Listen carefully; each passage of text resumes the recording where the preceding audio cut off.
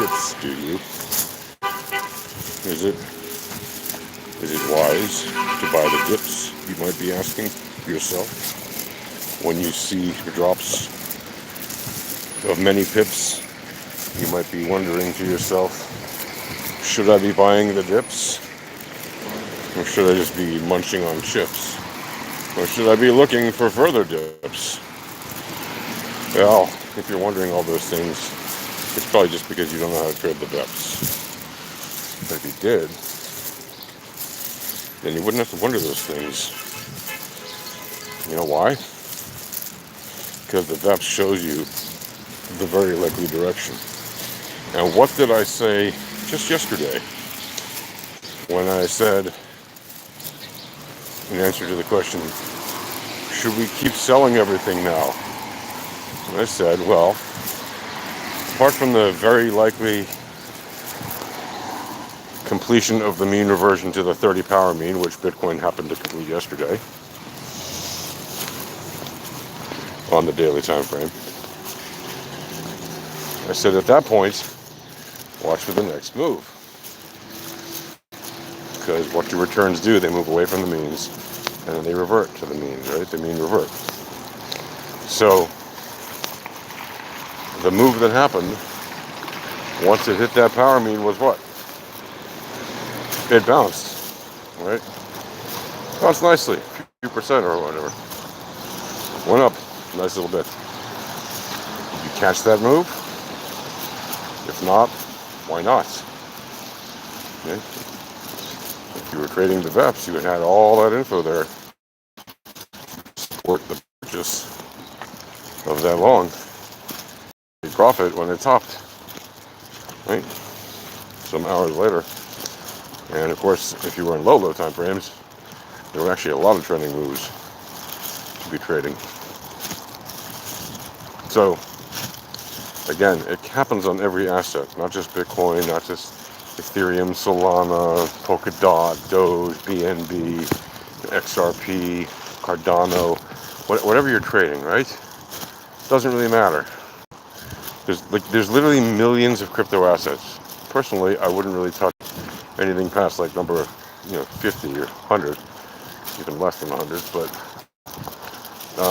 But if you're involved in some project early on and you know about it and you're pumped about it and you actually understand it, well, that's different. That's more like investing, or you're just degen aping in, as they say, and that's your shtick. I would never recommend that people do that because at least without knowing the risks. Because usually, at least 9 out of 10 times, at the very least, 9 out of 10 times, those things are going to go at best sideways, if not just tank, right? Be outright rugs or something. Whereas if you know what's going on with a liquid asset that's actually traded on, markets, you don't really have that issue, right? As long as the asset has a decent history. If it's been trading for some months and you already trade it, you can, still on low time frames, but you won't get any very high history. Even assets that have been trading for several years won't necessarily, give you all the data for all the necessary information on even like a weekly time frame.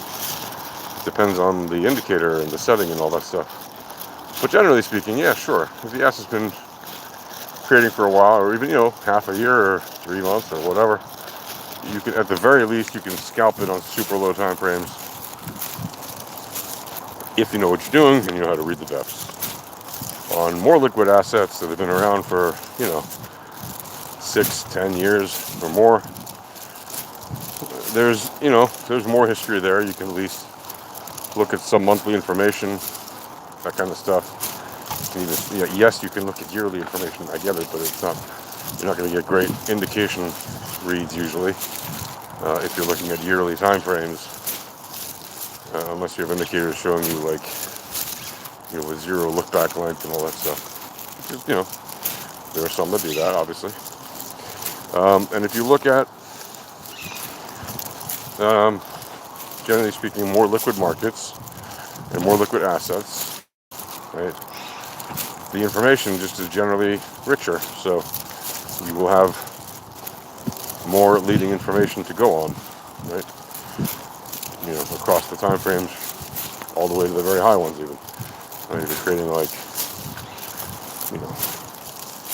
Dow Jones stuff, right? Things that have been on the market a long time, the blue chips or whatever. But the point is, you would make those trades regardless of on with the leading information that you can get. Right? You want to use the best leading information available, because why not? Right? If you don't use the best leading information available, ask yourself why that is. Why are you subjecting yourself to lagging information instead? Right? Hi, good morning. Hey, doggy. Hello. Hello. Yes, I know. The kids are in school already.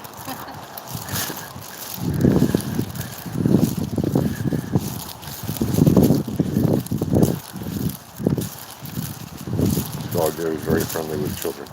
Who said hello to me. I guess there you go. Maybe I'm reverting to childhood. Oh, silliness. I know, but hey, it's a live stream. What do you want?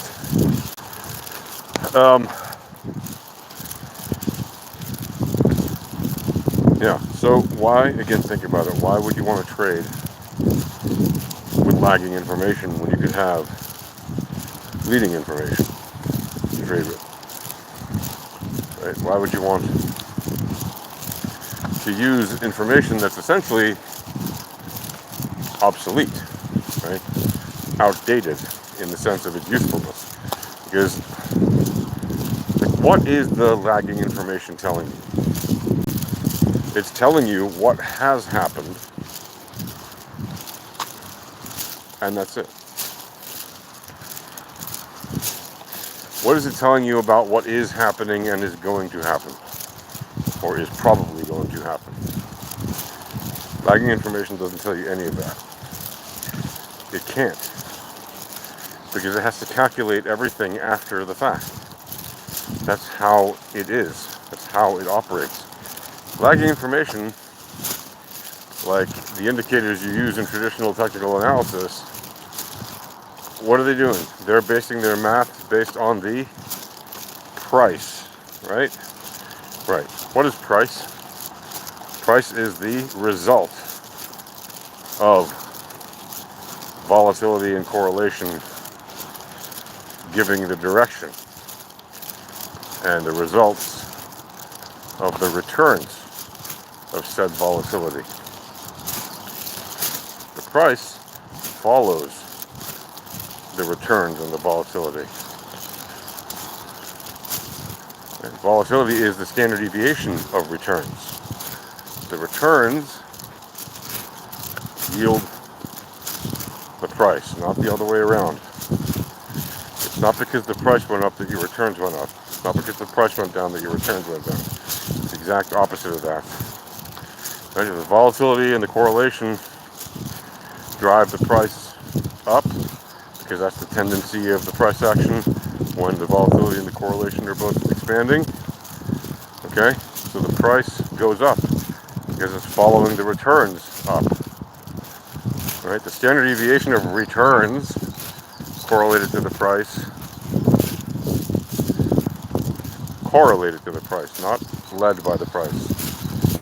Correlated to the price gives you the direction, the probable direction of the returns, and thus the resulting price action. Right? That's how that works. If you look at the standard deviation of returns correlated to the price, then you know the 6 tendencies that are included in the alpha trading volatility and entropy cheat sheet, then guess what? You do not need to feel misled or misinformed, because you will know what those tendencies of the price action are on the current and future candles. So you literally have leading information. Information that is on the leading edge. It is future-looking information. Right? And it's not a crystal ball. It's math. By the way, I just said it's the volatility and entropy cheat sheet. Why? Because the 6 tendencies that work for volatility to determine price action, they also work for entropy. So if you think that the cheat sheet is only good for volatility, you got another thing coming. It's not. It's good for the entropy too. Why is that useful? Well, it's useful because you have the same 6 tendencies that tell you the direction, or the probable direction, of price action, whether you're looking at volatility and its correlation, or whether you're looking at entropy and its correlation, which is not price. So, like I said, jump into the Alpha Trading Discord if you want. Check out the Volatility Starter Kit of indicators if you haven't already gotten the starter pack. It includes the volatility and correlation pair of indicators that work hand in hand, which is free. It includes the Alpha Laser Returns indicator, which is free. And it includes the AVQ, which is also free. And you can just grab that, by the way, from the Alpha Trading profile on TradingView. But the other 3 you need to get via a ticket, which you open in the Alpha Trading Discord. You just go into Alpha Trading Discord, and the URL is alphatradinghq.com/discord. Again, just go to alphatradinghq.com/discord, and that'll take you to the Discord. Or if you're lazy, or if you just want to check out the website first, just go to alphatradinghq.com, and at alphatradinghq.com you will see the link to the Discord right there in the nav bar. And you go to the request support channel, open it, and you click the create a ticket button, and you request the volatility starter kit, and you enter your TradingView username, and you will get access. You keep those indicators as long as you are in the Discord. All right, happy trading.